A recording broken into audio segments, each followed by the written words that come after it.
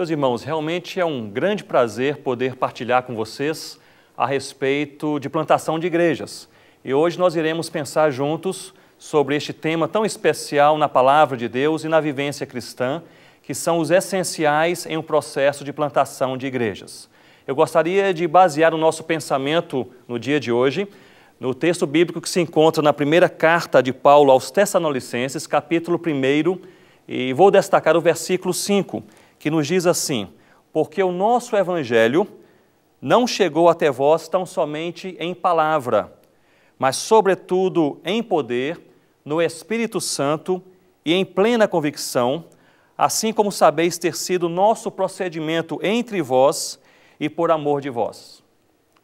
Nós sabemos que a igreja plantada em Tessalônica pelo apóstolo Paulo foi a igreja plantada mais rapidamente em todo o Novo Testamento. Segundo o texto que se encontra em Atos capítulo 17, o apóstolo Paulo ele passou 3 semanas apenas em Tessalônica. Aos sábados ele pregava o evangelho do Senhor Jesus na sinagoga e durante a semana ele o fazia na praça, no mercado central. E portanto em 3 semanas ele pregou a palavra de Deus, pessoas se converteram e nasceu ali uma igreja genuína no Senhor Jesus. Agora imagine comigo, irmãos, se nós tivéssemos hoje um missionário, se nós o enviássemos para uma cidade, um bairro ou uma etnia distante, onde o evangelho de Cristo era totalmente desconhecido, e esse missionário passa ali 3 semanas pregando a palavra, e depois disso ele pega um telefone, liga para o seu pastor ou para a agência missionária enviadora e diz: o trabalho está completo, eu já terminei aqui este ministério, a igreja já nasceu. Nós iríamos reputar este trabalho como sendo um super ministério, um super trabalho, um resultado fenomenal. E talvez fosse isso realmente que estivesse na mente aqui da igreja em Tessalônica. Eles talvez fizessem em seus corações esta pergunta: o que aconteceu entre nós? Passou por aqui um homem, nos falou de Jesus, nasceu uma igreja e tudo isso em apenas 3 semanas. O apóstolo Paulo, ele escreve a essa igreja em Tessalônica e ele o faz por muitos motivos. Mas um destes motivos é justamente explicar o que aconteceu aqui nesta igreja e nessa cidade nessas 3 semanas. Paulo ele é muito feliz e inspirado pelo Espírito Santo de Deus. Ele destaca, escrevendo essa igreja, que o nosso evangelho chegou até vós. Paulo começa explicando à igreja em Tessalônica que o que fez a igreja nascer não foi a chegada de Paulo, não foi a chegada dos apóstolos, mas foi a chegada do evangelho do Senhor Jesus. Meus irmãos, nas últimas décadas eu creio que nós temos entendido de uma maneira muito precária o que é o evangelho do Senhor Jesus. Nós temos reduzido esse evangelho a um processo de humanização. Nós temos igualado este evangelho a nós mesmos. De certa forma, nós temos pensado que a igreja é o evangelho. Por exemplo, não é muito incomum nós vermos e ouvirmos pessoas dizendo: a igreja está entrando na Índia, a igreja está sofrendo oposição na China. Mas com isso, na verdade, se quer dizer que o evangelho está entrando, o evangelho está sofrendo oposição, porque nós temos igualado o evangelho a nós mesmos. Em um reducionismo missiológico, nós temos pensado que proclamar a igreja é proclamar o evangelho, que proclamar uma denominação é proclamar o evangelho, que proclamar o nome de um pregador ou destacar uma instituição eclesiástica ou missionária é evangelizar. E segundo a palavra de Deus, isso não é evangelização. O evangelho é outra coisa. O apóstolo Paulo, escrevendo aos Romanos, ele alerta a igreja em Roma sobre o conteúdo do evangelho. No capítulo 1 desta carta, logo no versículo 1, o apóstolo Paulo nos diz assim: Paulo, servo do Senhor Jesus, chamado para ser apóstolo, separado para o evangelho de Deus. Ele agora destaca sobre o que é o evangelho. O evangelho não é a igreja, nem são os apóstolos, nem somos nós. Ele diz: evangelho de Deus, o qual foi por Deus outrora prometido por intermédio dos seus profetas nas sagradas escrituras. Versículo 3. Com respeito a seu filho, o qual, segundo a carne, veio da descendência de Davi. E para não deixar dúvida, Paulo diz no versículo 4, e foi designado Filho de Deus com poder, segundo o Espírito de santidade, pela ressurreição dos mortos, a saber, Jesus Cristo, nosso Senhor. Portanto, Paulo ele começa escrevendo a essa igreja em Tessalônica, destacando esta verdade, que Paulo não é o Evangelho, os apóstolos não são o Evangelho é o Senhor Jesus. E ele aqui nesse versículo, ele enfatiza, porque o nosso Evangelho chegou até vós, não chegou tão somente em palavra, mas o que fez a igreja nascer, o que fez corações serem transformados, o que fez alguma coisa diferente acontecer naquela cidade, até então não evangelizada, foi a chegada do Evangelho, e o Evangelho é Jesus Cristo. Eu me lembro que alguns anos atrás participei de uma conferência missionária na América do Norte. Fui convidado para pregar naquela conferência em uma igreja norte-americana muito expressiva. Essa igreja tinha uma prática missionária já há algumas décadas, com muitos missionários enviados para boa parte do mundo. E ali tivemos uma festa espiritual, um tempo muito gostoso naquele final de semana. Na segunda-feira eu voltaria para o Brasil e o pastor efetivo daquela igreja, ele me buscou em seu carro para me levar até o aeroporto. Ele me perguntou: Ronaldo, o que você achou da igreja? Eu disse: a igreja é uma igreja maravilhosa, calorosa, é uma igreja bíblica e muito missionária. Ele disse: mas alguma coisa que lhe chamou a atenção na igreja que a gente poderia mudar? Eu disse: pastor, passei apenas um final de semana, é difícil em um final de semana ver alguma coisa expressiva que possa ser mudado em uma igreja. Mas ele insistiu, e de fato havia alguma coisa em minha mente. E ali naquele carro, indo para o aeroporto, eu disse: pastor, veio realmente uma coisa em minha mente, que foi o boletim da igreja. E ele, surpreso, perguntou: mas o quê? Há alguma coisa errada com o boletim? Eu disse: não, o boletim é um boletim muito bem feito, 12 páginas, em papel especial, couché, 4 cores. No local em que eu estava hospedado, eu levei aquele boletim para ler ali durante esse final de semana, e eu li de maneira cuidadosa todo aquele boletim. E no boletim da igreja se fala a respeito dos pastores da igreja, os missionários da igreja, a programação da igreja, a atividade da igreja, a ética da igreja, mas em 12 páginas do boletim dessa igreja não se fala uma única vez no nome do dono da igreja, que é o Senhor Jesus Cristo. Meus irmãos, eu creio que isto realmente nos traz um ensinamento ou uma evidência prática da maneira precária como nós temos compreendido o Evangelho. Muitas vezes nós não plantamos igrejas porque nós não evangelizamos de fato.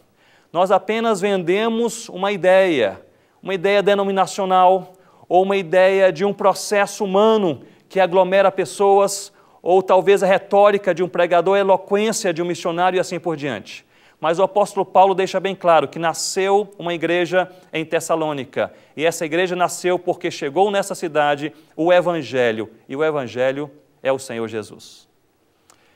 Neste versículo 5 que nós lemos, o apóstolo Paulo nos diz de maneira clara: porque o nosso Evangelho, que é o Senhor Jesus, não chegou até vós tão somente em palavra. Eu creio, irmãos, que os tessalonicenses estavam impressionados com Paulo. Paulo era um teólogo, era um missionário, um apóstolo, plantador de igrejas, era alguém certamente extremamente eloquente, com uma profunda retórica, um poder de convencimento pessoal tremendo, e certamente eles se encantaram com Paulo, com a sua habilidade comunicacional. Paulo aqui, ele começa tirando o foco, o destaque sobre a sua capacidade humana e destacando o Evangelho de Deus. Ele diz: o nosso Evangelho não chegou até vós tão somente em palavra. A expressão grega usada aqui para palavra é logia, que significa capacidade comunicacional, significa a maneira de se discursar. O que Paulo está dizendo, em outras palavras, é que o Evangelho que chegou, que transformou corações, que fez plantar, nascer ali uma igreja do Senhor Jesus autêntica, não chegou baseado ou fundamentado tão somente na habilidade do mensageiro, na capacidade humana. Paulo está aqui tirando o foco da sua habilidade, tirando o foco da sua capacidade e dizendo que se uma igreja nasce, ela nasce por causa de Deus. Ele é bem claro neste assunto. Ele diz: o nosso Evangelho não chegou até vós tão somente em logia, em capacidade, em argumentação, em elucidação, convencimento humano, mas, sobretudo, ele destaca, irmãos, 3 que nós chamaremos de essenciais em um processo de plantação de igrejas. Sobretudo em poder, ele diz no Espírito Santo, e ele completa: e em plena convicção. eu gostaria de pensar com vocês durante alguns minutos a respeito do poder. O apóstolo Paulo utiliza aqui a expressão dinamis, que é o poder, não o poder da igreja, não a autoridade espiritual da igreja, mas o poder de Deus. O dinamis é a manifestação de Deus. O que Paulo aqui tem em sua mente certamente é que se Deus se manifestar, qualquer coisa pode acontecer, mas se Deus não se manifestar, nós podemos ajuntar pessoas, nós podemos criar um ambiente, nós podemos utilizar a mídia, nós podemos ter conhecimento bíblico, nós podemos ter conhecimento teológico, nós podemos ter um poder bom de comunicação. Se Deus não se manifestar, pessoas não se convertem, igrejas genuinamente cristãs não nascem. É simples assim. O que o apóstolo Paulo está nos ensinando para nós plantadores de igrejas é justamente isto, a dependência que nós precisamos ter em Deus para todas as coisas. Em um momento, meus irmãos, em que nós nos engajamos com este processo de plantar igrejas, com esse desafio, este sonho de plantar igrejas, seja em São Paulo, seja no Rio de Janeiro, em uma cidade distante, em uma etnia no meio da mata, o princípio bíblico é realmente o mesmo. Nós dependemos de Deus, é do poder de Deus. Se Deus não se manifestar, nada que é genuíno, verdadeiro, nada que funciona na luz, realmente acontece. Nós vemos em muitas práticas missionárias, práticas pastorais, eclesiásticas e de plantação de igrejas, uma crescente dependência de nós mesmos, da nossa própria capacidade humana. Nós começamos a nos convencer de maneira carnal que alguma coisa acontece por nossa causa. Nós começamos a nos convencer de maneira carnal que se pessoas são atraídas ao Evangelho, se pessoas são transformadas pelo poder de Deus, isso acontece, na verdade, pela capacidade de comunicação, pelo ajuntamento da igreja, pelos holofotes colocados aqui, ali, o uso da mídia e assim por diante. Nós precisamos resgatar essa teologia, essa compreensão bíblica, cristalina, de que se alguma coisa acontece verdadeiramente no reino de Deus, acontece pelo poder de Deus. Uma das experiências que mais marcou a minha vida nesse sentido ocorreu entre 94 e 95, quando eu e Rossana, minha esposa, trabalhávamos entre os Concombas, ali no nordeste de Gana, noroeste africano. Nós trabalhamos com aquela etnia por cerca de 9 anos e nesse período nós tivemos o primeiro culto aberto. Foi um momento em que na época havia possivelmente 12, 13 pessoas convertidas ao Senhor Jesus e resolvemos fazer aquele primeiro culto aberto. Foi realmente um momento abençoado, passamos ali toda aquela manhã pregando a palavra de Deus, ouvindo testemunhos maravilhosos daqueles primeiros convertidos, especialmente um homem já idoso, ainda vivo hoje, chamado Mebá, era o feiticeiro da aldeia, foi o primeiro a se entregar ao Senhor Jesus, trouxe consigo seus filhos, a sua esposa, e houve realmente um momento muito gostoso de comunicação do Evangelho de Cristo naquela manhã. Mas algo que chamou a minha atenção foi justamente o que aconteceu logo depois daquele culto. Nós estávamos reunidos embaixo de algumas mangueiras, havia mais de 400 pessoas sentadas ouvindo o Evangelho de Cristo naquela manhã, mas no finalzinho daquele culto eu notei que chegou bem próximo a mim uma mulher e ela vinha se arrastando. Ela era uma mulher de uma outra etnia, etnia Tchokossi, não era Concomba, mas ela entendia o dialeto principal, que era o Limompeu, que nós usávamos ali naquela época, e ela chegou ali, estava ofegante, cansada, e depois nós soubemos da sua história. Aquela mulher, ela havia tido paralisia infantil quando criança, então as suas 2 pernas eram mirradas, bem pequeninas, ela não conseguia usar as pernas para se locomover, então ela o fazia usando as suas mãos e seus antebraços. E ela se arrastava ao redor ali da palhoça, onde ela morava desde criancinha. E quando precisava ir para um local um pouco mais distante, rogava a seus irmãos, ou seu pai, ou seu tio, para conduzi-la. Ela nos contou depois que naquela manhã ela havia ouvido o Evangelho por nossa parte, também dos primeiros convertidos durante alguns dias. Ela acordou naquela manhã com este pensamento: eu preciso de Deus. Ela não pensou 2 vezes. Ela naquela manhã disse: eu preciso ouvir um pouco mais a palavra de Deus. Ela pediu que seus irmãos pudessem levá-la. Eles se negaram, também seu pai, seu tio, e ela então começou a se arrastar da palhoça onde ela morava até embaixo daquela árvore onde nós estávamos reunidos. Alguns quilômetros. ela gastou a manhã inteira realmente se arrastando durante aquele percurso. E ali ela passou no meio do mato, no meio da lama, por cima de pedras, e por isso ela chegou e ela estava com seu cabelo sujo de mato, com seu dorso sujo de lama, e quando ela chamou a minha atenção com a sua mão direita, notei que sua mão e seu antebraço sangravam porque ela se arrastou também por cima de pedras. E ali, naquele momento, ela chamando a minha atenção com a sua mão direita, me fez essa pergunta, a qual eu jamais me esquecerei. Ela me perguntou: pastor, será que ainda há tempo para que eu também me entregue ao Senhor Jesus, ou eu cheguei tarde demais? E aquilo, meus irmãos, encheu meu coração. Eu fui para casa naquele dia pensando o seguinte: que força é esta que faz uma mulher de uma outra tribo, que não é nem a tribo dos Concombas, com a qual nós trabalhávamos, a tribo Chocosse, que fala uma outra língua, de uma outra cultura, se arrastar durante uma manhã inteira pelo meio do mato, por cima das pedras, pelo meio da lama, para chegar até embaixo daquela árvore e se entregar ao Senhor Jesus. Que força é essa que faz uma mulher ela caminhar e se arrastar durante toda aquela manhã, debaixo de zombaria, debaixo de piadinhas, para chegar ali e entregar a sua vida ao Senhor Jesus? E a resposta é essa resposta que o apóstolo Paulo deu à igreja em Tessalônica: é o poder de Deus. O poder de Deus que se manifesta, e quando o poder de Deus se manifesta, corações são transformados, vidas são mudadas, famílias são resgatadas e igrejas nascem. Portanto, algo que nós precisamos fazer como plantadores de igrejas é justamente isso: nós precisamos rogar que Deus se manifeste em nosso meio. Nós devemos sim nos preparar, nós devemos sim estudar. Há uma professora que eu tive na área de fenomenologia da religião, a doutora Frances Popovich, ela dizia que Deus usa tudo aquilo que nós aprendemos, e é verdade. Por isso precisamos aprender mais, nos esforçar mais, trabalhar mais, mas sempre com essa convicção que se alguma coisa genuína acontecer, realmente há de acontecer pela manifestação do poder de Deus. Esta convicção bíblica e teológica do poder de Deus no processo de plantação de igrejas tem diversos resultados. Um resultado inicial é a dependência de Deus, é a convicção de que nós dependemos de Deus para todas as coisas. Um outro resultado, talvez um pouco mais íntimo, é a paz no coração que enche a nossa vida e o nosso ministério. Porque se eu entendo que o meu ministério ele vai ser medido pelo poder de Deus e não pela capacidade humana, eu vou ter esperança.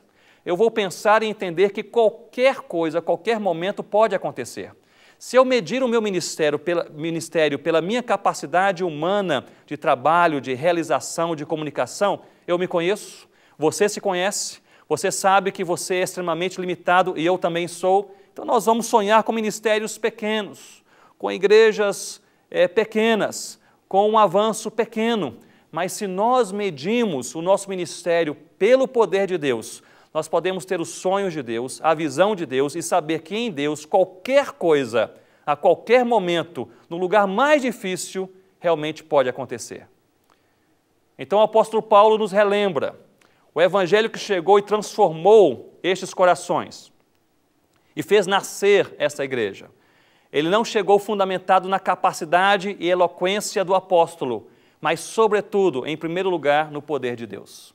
Em segundo lugar, o apóstolo Paulo, ele destaca aqui este elemento extremamente importante. Ele diz, o Espírito Santo. Ele se refere, irmãos, à ação, ao ministério e ao trabalho do Espírito Santo, convencendo o pecador, o ímpio, de que ele está perdido e que realmente ele precisa de Deus. Eu me lembro das palavras de Franz Schaeffer. Ele nos diz que nós podemos convencer uma pessoa de que ela é pecadora, ou seja, moralmente imperfeita. Eu posso me sentar com um taxista em São Paulo, conversar com ele e provar para ele que ele é moralmente imperfeito, portanto ele é pecador. Mas Schaeffer nos diz, somente o Espírito Santo convence uma pessoa de que ela está perdida e que ela carece, precisa de Deus. Nós podemos expor a palavra, nós podemos testemunhar da nossa vida, nós podemos juntar as pessoas, mas só pela ação do Espírito Santo de Deus há verdadeira transformação de corações. Portanto, irmãos, nós temos aqui dois elementos impactantes. Em primeiro lugar, o poder de Deus. E, em segundo lugar, a ação do Espírito Santo de Deus. É interessante que, dentre os 3 elementos essenciais que Paulo destaca para um processo de plantação de igrejas, 2 desses elementos são divinos, e apenas um elemento, que é o último, que é a plena convicção, é o elemento humano. Eu gostaria de pensar com vocês sobre esse elemento humano, mas antes disso, pensar um pouco mais sobre esta ação do Espírito Santo na vida, no coração, na mente, na vivência de pessoas de perto e pessoas de longe. Eu sei que talvez alguns de vocês tenham trabalhado em lugares difíceis. No momento, eu estou com minha equipe trabalhando na região amazônica. Somos 43 missionários, nós trabalhamos em 12 etnias indígenas, espalhadas em uma região muito vasta, difícil acesso, línguas complexas, culturas distantes. Eu sei o que é trabalhar em um local onde você acorda pela manhã pensando o seguinte: será que alguma coisa, algum dia aqui vai acontecer? A resposta bíblica, ela aquece o nosso coração, ela anima o nosso ministério. Se o Espírito Santo de Deus trabalhar, não há coração tão duro que resista ao Evangelho que é o Senhor Jesus. Eu me lembro que quando seminarista, eu trabalhei ajudando em uma congregação no Recife. Eu fiz o curso de teologia no Seminário Presbiteriano do Norte e ali trabalhei numa congregação chamada Brasília Teimosa, um local, a congregação era uma colônia de pescadores, ali na cidade do Recife mesmo, e nós ali colaborávamos com um casal, a Fátima e o Magno, e aprendi muito com aquele casal, graças a Deus, um tempo assim precioso. Mas a caminho daquela congregação havia um mercado, e neste mercado, um comerciante, que era o dono daquele mercado, ele sempre estava ali sentado em um banquinho, um homem de meia idade, um homem calmo, e eu entrei naquele mercado certo dia, e ele fez essa pergunta: o senhor conhece a Jesus? E ele me respondeu: eu não sou crente, não sou religioso e não gosto de saber nada sobre religião. Eu disse: mas eu gostaria de lhe falar um pouco sobre Jesus, se o senhor assim permitir. Depois de uma boa conversa, um homem muito simpático, ele disse: você pode me falar sobre Jesus. Conversamos durante talvez meia hora a respeito do Senhor Jesus. Expus alguns versículos da palavra, dei um pouco do meu testemunho pessoal. Ele gostou daquela conversa, ele disse: Ronaldo, olha, eu não gostava de conversar com crentes, mas gostei de você. Você pode voltar aqui sempre que quiser. E eu peguei naquela palavra, sempre que quiser. Então, a cada vez que eu ia para a congregação, durante algum tempo, eu parava naquele mercado, quando via que aquele homem estava sozinho, não havia mais ninguém no seu comércio, me sentava ao seu lado e lhe fazia essa pergunta: eu posso lhe falar um pouco mais sobre Jesus? E ele sempre consentia. E eu evangelizava, tínhamos uma meia hora gostosa juntos e depois eu seguia o meu caminho. Isso aconteceu 1, 2, 3, 4, 5, 6 vezes. Chegou um ponto que ele até mesmo brincava comigo. Quando eu entrava, ele dizia: Ronaldo, para você não se cansar, eu mesmo vou me evangelizar.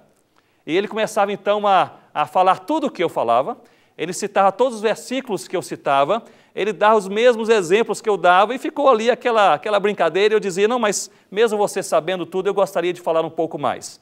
E, meus irmãos, eu tive pelo menos 10, 11 momentos especiais com aquele homem.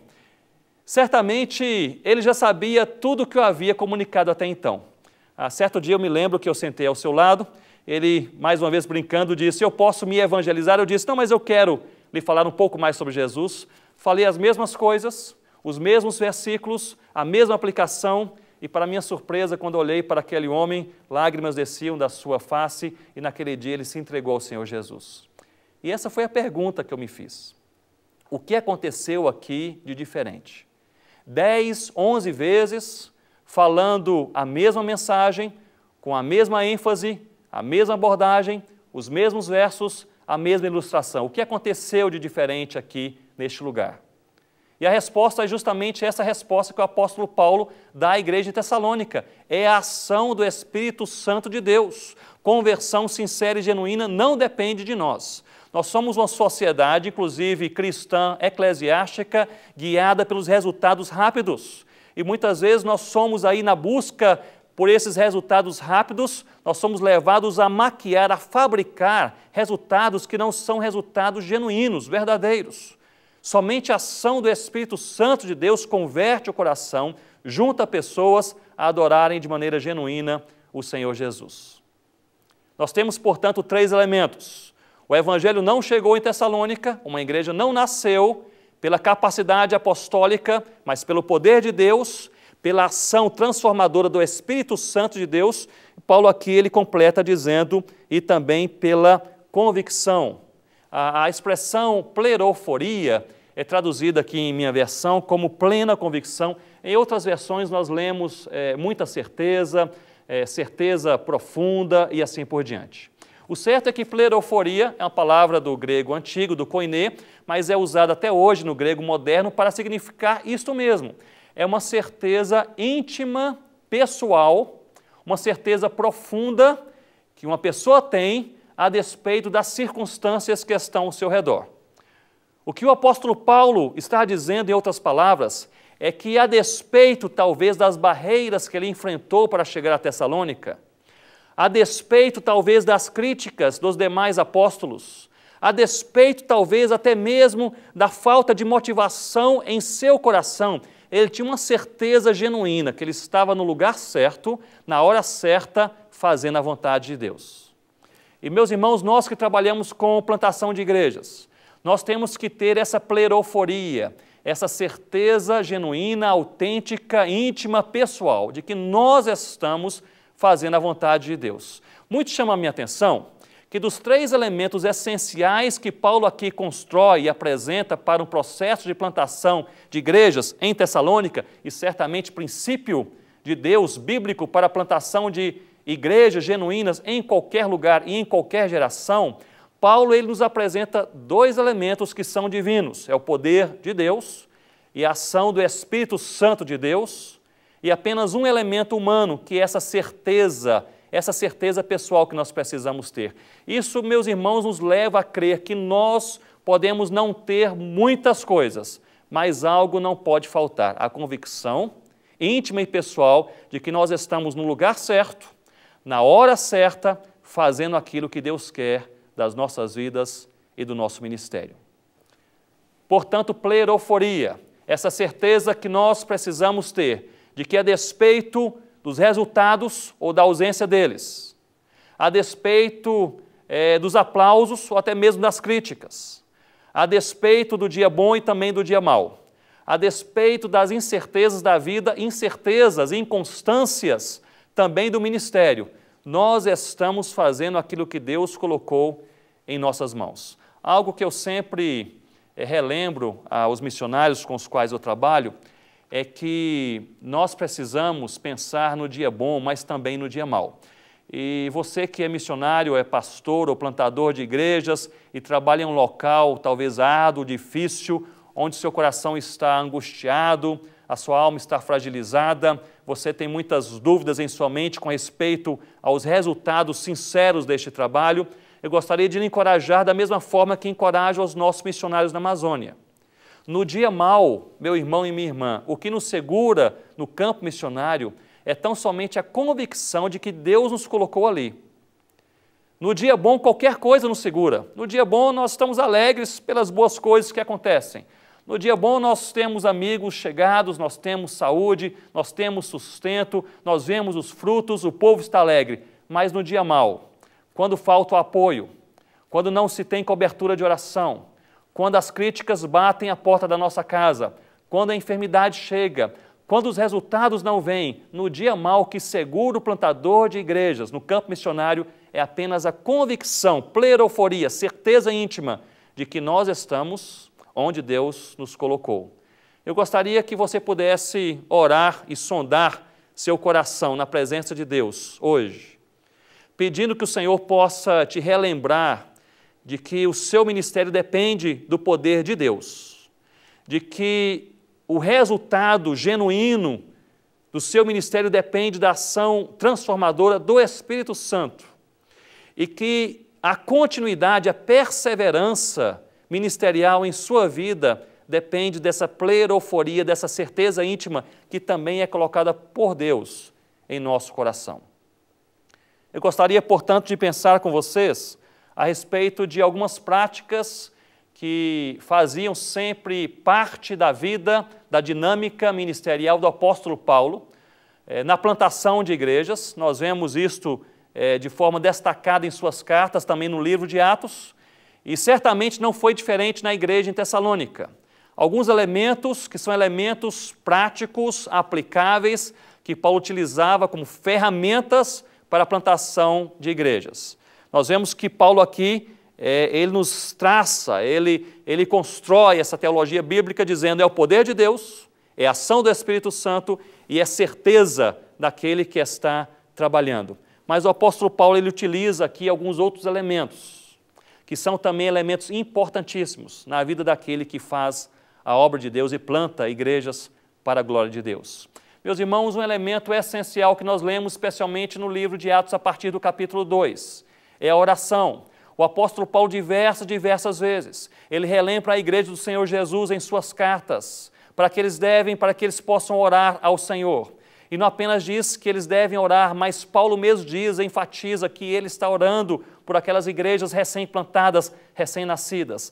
A oração é um elemento importantíssimo na prática missionária.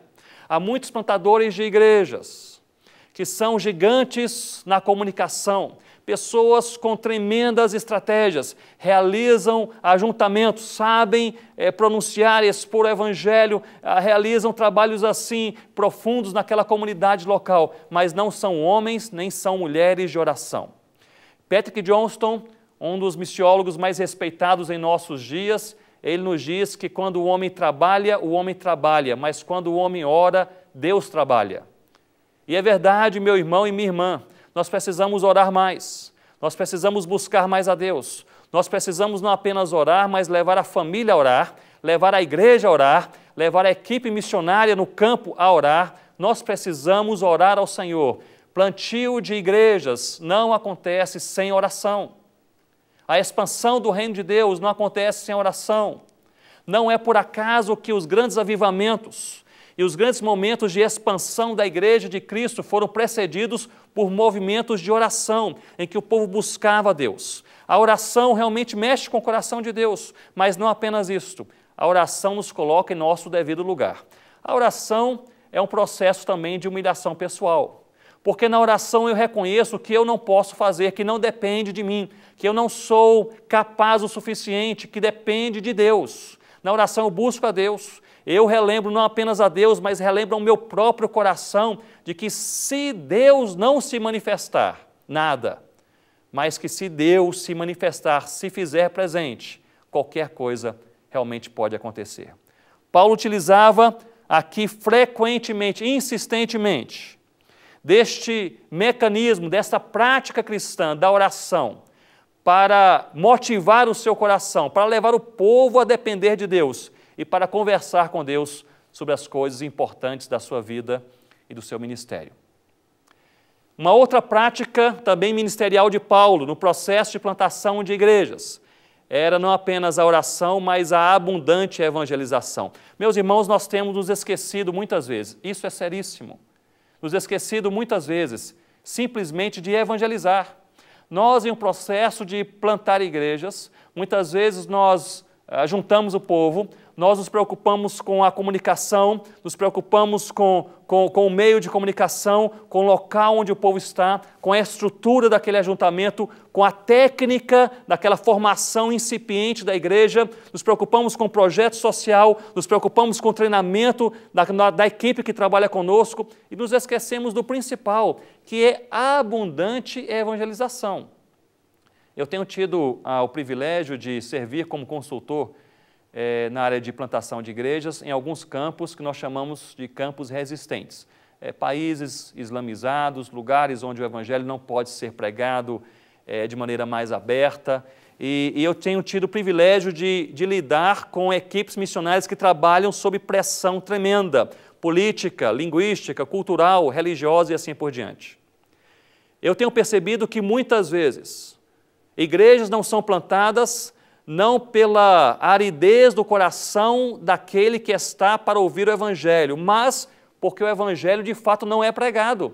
Nós perdemos muitas oportunidades, mesmo em países fechados, onde não se pode falar tão abertamente do evangelho, há oportunidades, há momentos em que nós podemos testemunhar com a nossa vida, há momentos que nós podemos falar com os nossos lábios do Senhor Jesus.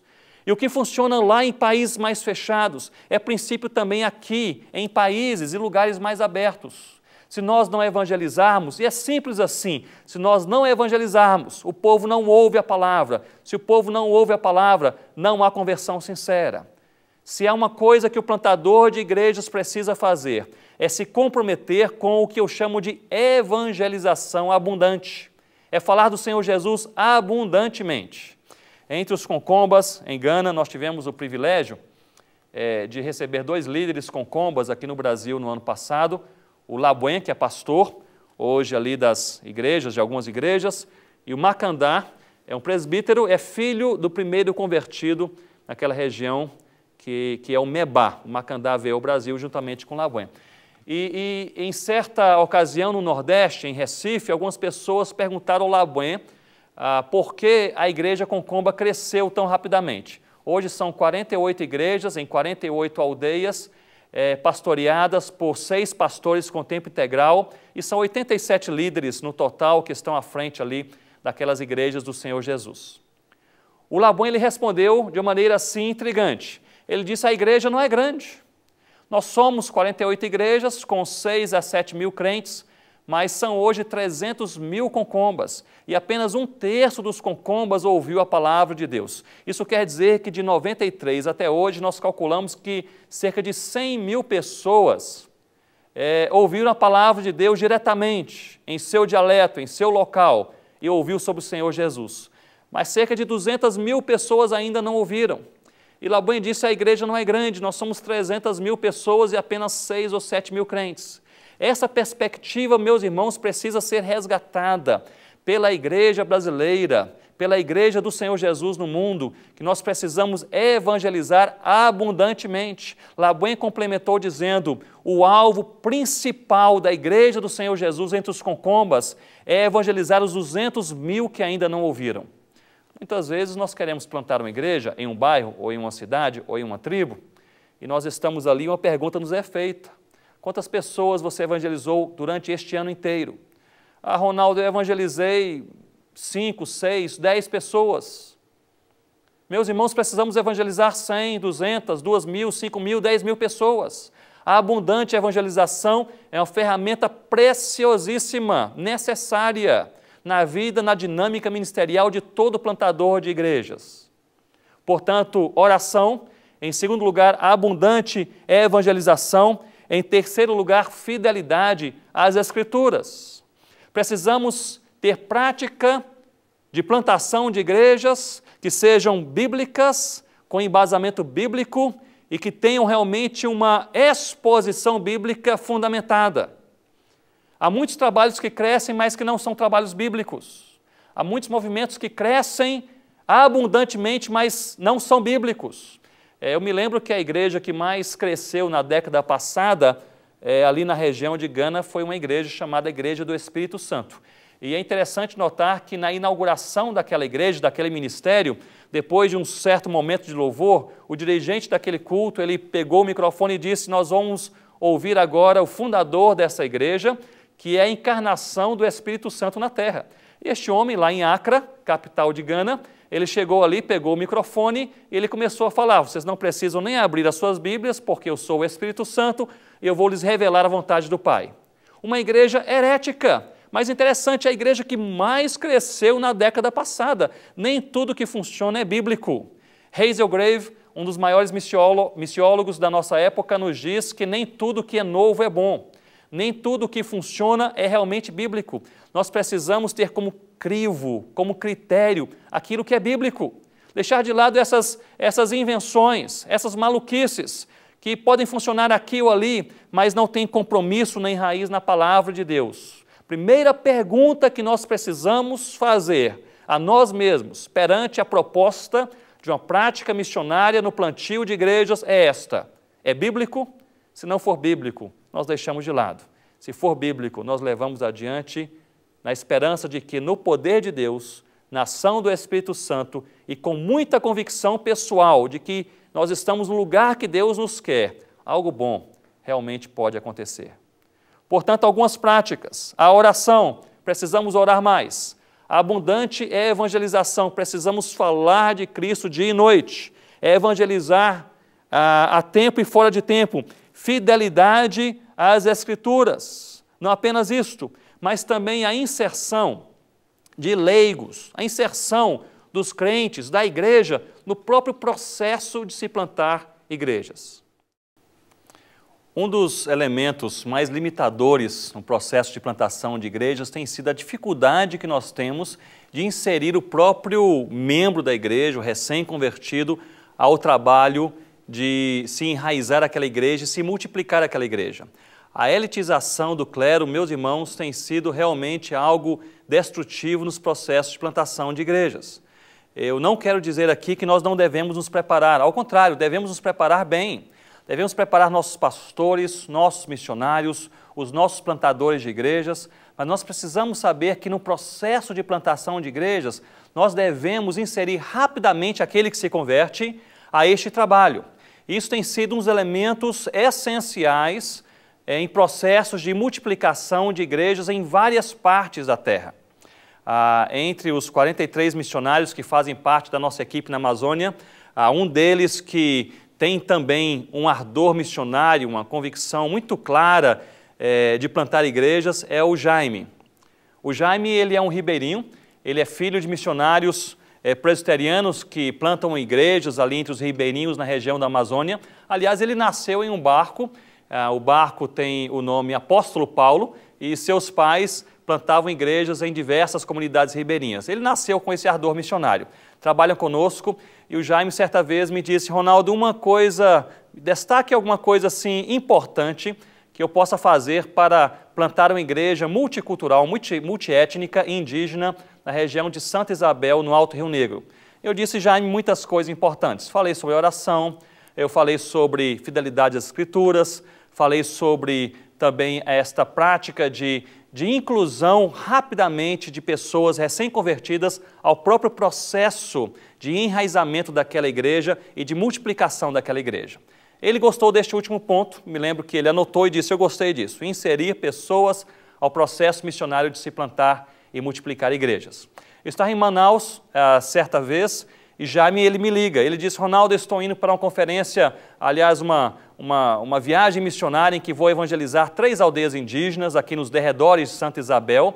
Eu estou fazendo aquilo que você falou, eu estou levando 3 indígenas comigo, já inserindo esse pessoal no processo de plantar igrejas, para que nós possamos plantar essas igrejas em outros lugares e evangelizar outros indígenas. Eu fiquei confuso porque eu disse: Jaime, eu não sabia que alguns indígenas já haviam se convertido, se entregado ao Senhor Jesus aí no seu trabalho. Não sabia que havia crentes aí com você nessa altura. E ele disse: não, eles não são crentes, eles ainda não se converteram, mas já estou inserindo esse pessoal no trabalho missionário para que eles possam já se acostumar e quando se entregarem ao Senhor Jesus, possam já realmente multiplicar igrejas rapidamente. Eu fiquei em silêncio, ele notou que eu fiquei assim mais calado, ele disse: mas por quê? Não pode? E aí eu respondi: bem, eu acho que pode. E o Jaime fez isso. Meus irmãos, o resultado foi surpreendente. Esses indígenas, lá pela 3ª, 4ª viagem missionária, se entregaram ao Senhor Jesus. Hoje são pessoas com ardor missionário. Este é um exemplo extremo, é claro, mas apenas para destacar a importância que nós precisamos dar à inserção rápida dos recém-convertidos ao próprio trabalho de se plantar igrejas. Se uma pessoa se converte hoje, dê trabalho, não ande sozinho, discipule. Uma coisa que eu procurei aplicar no meu ministério é não fazer nada sozinho. Entre os concombas na África, eu ia orar para uma pessoa enferma, eu levava 2 ou 3 pessoas comigo. Eu ia evangelizar uma outra pessoa em uma outra aldeia, levava 4 ou 5 pessoas comigo. Eu ia visitar uma pessoa com um problema ou uma dúvida bíblica da fé no Senhor Jesus, levava 4 ou 5 recém-convertidos comigo. Não fazer nada sozinho. Você precisa inserir rapidamente os recém-convertidos ao processo de evangelização e plantação de igrejas onde você está. Portanto, bastante oração. Portanto, abundante evangelização, fidelidade às Escrituras e também inserção do leigo, do recém-convertido ao seu ministério e a este processo de plantação de igrejas. O último elemento, a última prática que eu gostaria de destacar aqui é justamente esse discipulado pessoal. Nós precisamos multiplicar plantadores de igrejas. Isso ocorre a partir do discipulado pessoal.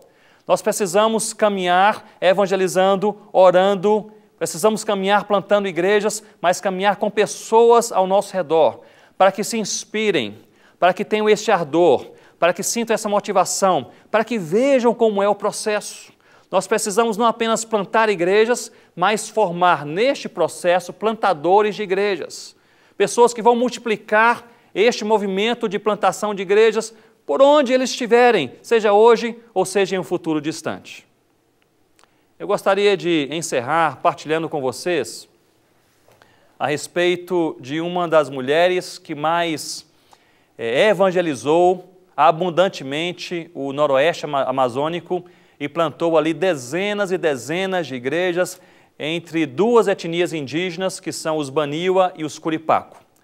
Essa mulher, ela trabalhou, a Sophia Miller, ela trabalhou há mais de 60 anos atrás, iniciou seu trabalho na Colômbia, entrou na Amazônia brasileira sem saber que estava no Brasil, e ali começou então, aquela fronteira selvática naquela época, começou então a evangelizar os Baniwa e os Curipaco. Depois de mais de 30 anos de trabalho, aquelas duas etnias se entregaram ao Senhor Jesus. Dezenas de igrejas nasceram. Aquela mulher traduziu o Novo Testamento completo para a língua Curipaco. Eu tive a oportunidade de conversar com dois indígenas que remavam ali para Sophia Miller e a levavam de aldeia a aldeia, e eles me disseram, pastor Ronaldo, ela traduziu boa parte do Novo Testamento para a língua Curipaco durante as noites, enquanto nós viajávamos de canoa, eles usavam lamparina e trabalhavam boa parte daquela noite traduzindo a palavra de Deus ali, viajando pela selva amazônica, naquela canoa com a lamparina.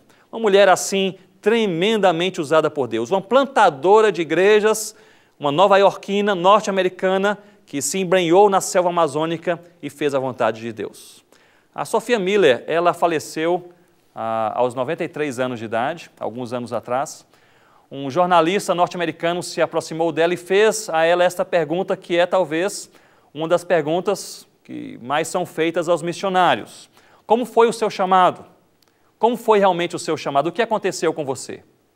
A Sophia Miller, ela respondeu com essas palavras: eu jamais tive um chamado. Eu apenas li uma ordem e obedeci. O que ele estava falando, em outras palavras, é que ela não tinha visto uma luz que brilhou no seu caminho, não foi algo especial, sobrenatural que aconteceu para direcioná-la para plantar igrejas ali na Amazônia. Ela leu uma ordem, a evangelização de pessoas, de toda tribo, língua, povo e nação, seja perto ou seja longe. Não apenas evangelizar, mas fazer discípulos, não apenas fazer discípulos, mas plantar igrejas. E ela entendia que a plantação de igrejas era a maneira mais duradoura de se enraizar o evangelho, seja em uma tribo amazônica, seja em uma cidade, em um bairro, em um local urbanizado. Nós precisamos entender que essa convicção pessoal e íntima, esta pleroforia, essa certeza que nós temos em nossa mente e em nosso coração, que não se esvai de nós, nem no dia mau, no dia da crise, no dia do pânico, mas que está enraizada em nossa alma, que nos mostra e nos relembra que nós estamos no lugar onde Deus nos colocou, fazendo a vontade do Senhor. É isso, meu irmão, e é isso, minha irmã, que vai nos levar até o final, não apenas a nós, mas também às igrejas que nós plantamos. Eu gostaria, portanto, de encerrar encorajando o seu coração, especialmente você que passa pelo dia mau, você que tem o sonho e a função de plantar igrejas, mas talvez não esteja percebendo os frutos como gostaria de perceber. Você que talvez está trabalhando sob pressão ou sob críticas, você cujo coração está apertado, quem sabe tomado por uma enfermidade, por uma depressão, por uma tristeza, por uma angústia. Eu gostaria de lhe encorajar no nome do Senhor Jesus. O apóstolo Paulo passou por tribulações, certamente que nós não passamos. Ele enfrentou dificuldades e tempestades em sua vida e seu ministério que nós jamais experimentamos. Mas ele perseverou, crendo que tudo ele fazia e vivia para a glória de Deus. Chegou até o final com essas palavras em seus lábios: já não sou eu quem vive, mas é Cristo que vive em mim. Porque se Deus nos colocou no campo para plantar igrejas, Ele não fez isso porque Ele precisa de nós, mas porque nós precisamos de Deus. Já não sou eu quem vive, mas é o Senhor Jesus que vive em mim. Deus os abençoe, Deus te anime e que igrejas genuínas no Senhor Jesus sejam plantadas para a glória de Deus.